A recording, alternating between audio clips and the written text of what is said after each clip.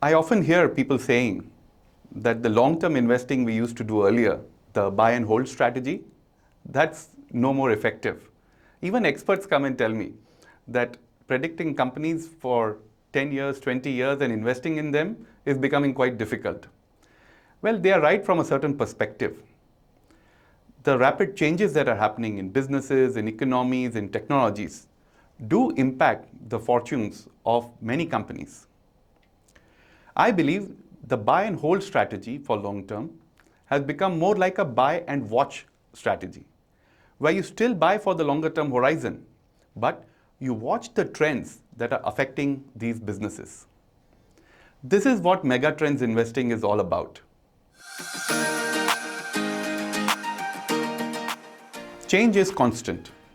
Some changes unfold in a cyclical manner for the short term. Some changes are directional and create a trend. A megatrend is a transformative long-term change that affects economies, businesses, and companies. In megatrends investing, we identify companies that are on the positive side of this change and avoid those on the negative side. So megatrends investing is about long-term investing with companies that have a strong potential for growth and are aided by these trends. Short-term investors typically are opportunistic. They focus on the direction of the next tick. However, the long-term investors are more strategic in their approach. They focus on the direction of the growth of the companies they are investing in. To avoid the short-term noise and focus on the longer-term growth, we use megatrends as an investing tool. Megatrends help anticipate the future, and that's why they become a very powerful tool for long-term investments. It is very important to identify the sources of these megatrends. We've classified these sources into 6 different changes: technology changes, regulatory or policy changes, economic changes, nature or environmental changes, changes in demographics, and social behavior and social changes. From Bajaj Finserv Asset Management Company, we bring you our first equity NFO, the Bajaj Finserv Flexi Cap Fund with Megatrends Investment Strategy.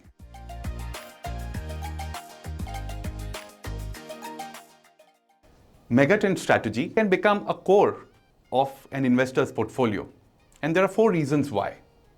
First, it helps cut through the short-term noise and focus on the longer time horizons. Number 2, it helps the investors look beyond the sectoral or market cap classifications and focus on high growth companies in each sector across the universe. Number 3, megatrends investing focuses on where the profit pools are moving within the industry and across the industry and tracks those. And number 4, it helps avoid certain behavioral biases like the recency bias. Investors tend to extrapolate the recent changes linearly. Megatrends investing helps focus on non-linear changes in the future. Megatrends can help or hinder a company's long-term growth. So how do we use megatrends in our Flexi Cap Fund? We first identify the megatrends that will unfold over the next few years. Then we layer them on each sector. Here we want to identify which are the companies on the positive side of these changes and which are on the negative. Of course, we collect all the companies that are positively affected by these trends and create a universe. However, at this stage, we are still at the potential of growth.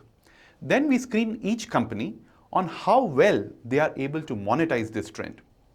Then we do a thorough financial due diligence to understand the quality of this company's financials. And then finally, we look at the valuations.